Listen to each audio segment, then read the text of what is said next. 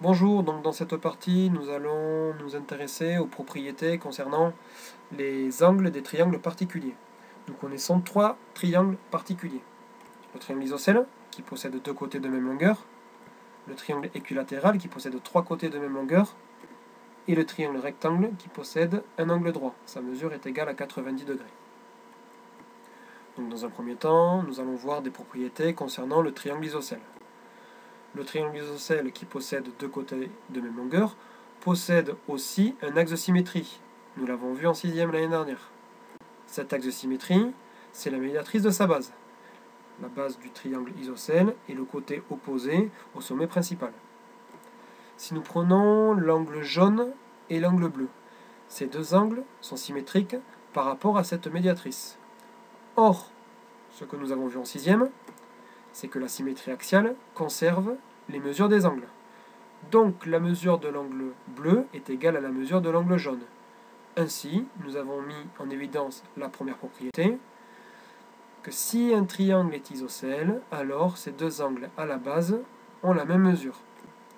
Exemple, si on a un triangle ABC, isocèle en A. Les deux angles à la base ont la même mesure. L'angle B est égal à l'angle C. Si par exemple ABC est isocèle en A et que son angle C mesure 38 degrés, et bien grâce à cette propriété, nous pouvons en déduire que l'angle B mesure également 38 degrés. Donc en fait, nous venons de mettre en évidence une autre propriété qui nous permet de démontrer facilement qu'un triangle est isocèle. En effet, si dans un triangle, deux angles ont la même mesure, alors ce triangle est isocèle. Bien, voyons maintenant les propriétés du triangle équilatéral. Nous savons que le triangle équilatéral possède trois côtés de même longueur. Mais nous avons vu en 6e que le triangle équilatéral possède trois axes de symétrie. Ces trois axes de symétrie sont les trois médiatrices de ses côtés. Donc si nous considérons les trois angles du triangle équilatéral, l'angle vert, l'angle rouge et l'angle bleu, nous savons que l'angle rouge et l'angle vert sont symétriques, tout comme l'angle vert et l'angle bleu, et également l'angle bleu et l'angle rouge. Or, nous savons, nous l'avons vu en 6e, que la symétrie axiale conserve la mesure des angles.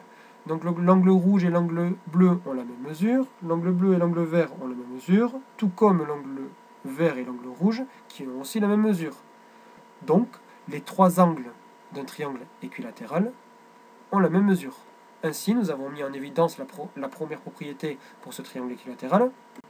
Si un triangle est équilatéral, alors tous ces angles ont la même mesure. Mais plus précisément, nous pouvons dire que tous ces angles mesurent 60 degrés. Pourquoi? Voyons l'explication plus bas. Si on considère le triangle équilatéral DEF, il possède trois côtés de même longueur, mais il possède également trois angles de même mesure. L'angle D est égal à l'angle E, qui est égal à l'angle F. Or, nous avons vu précédemment que la somme des mesures des angles dans un triangle est égale à 180 degrés.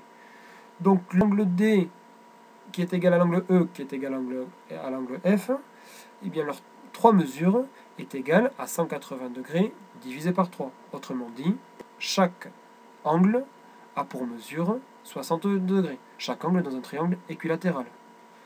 Nous avons donc mis en place en fait un procédé simple pour démontrer qu'un triangle est équilatéral.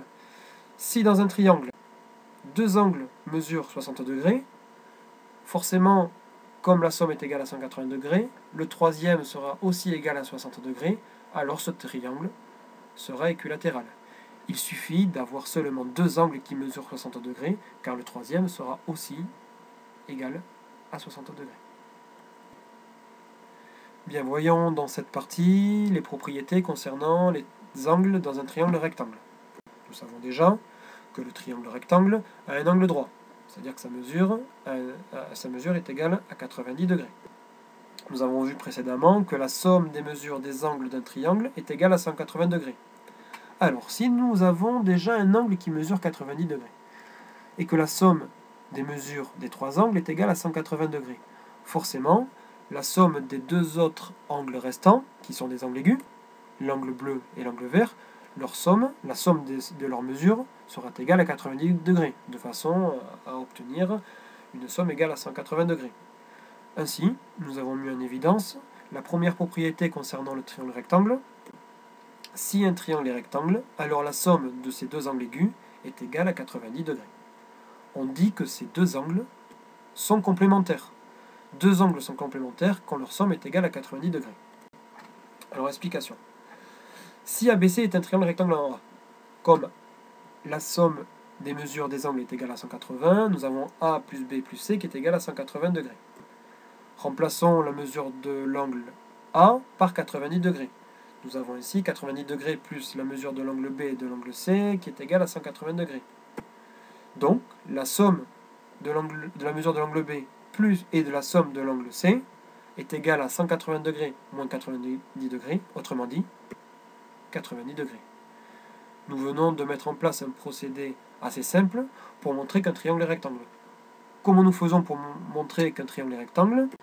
Eh bien, si dans un triangle, deux de ces angles sont complémentaires, autrement dit, si la somme des mesures de deux angles dans un triangle est égale à 90 degrés, ce triangle sera forcément rectangle, puisque la dernière mesure de l'angle sera égale à 90 degrés.